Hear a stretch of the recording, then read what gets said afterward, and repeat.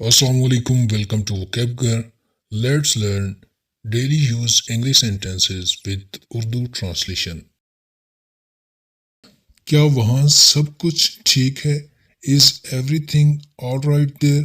Is everything alright there? आपने किस doctor से मशवरा किया? Which doctor did you consult? Which doctor did you consult?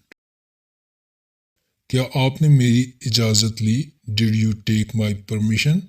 Did you take my permission? वक्त से पहले वहाँ पहुँच जाओ. Reach there before the time.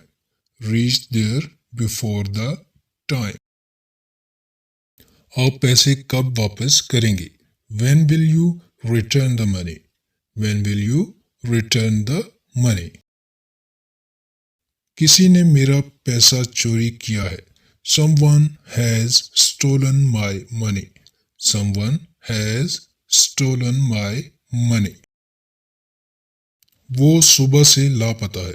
He has been missing since morning. He has been missing since morning. कब से यहाँ खड़े हो? Since when have you been standing here? Since when have you been standing here? तुम कितने अरसे से यहाँ खड़े हो? For how long have you been standing here?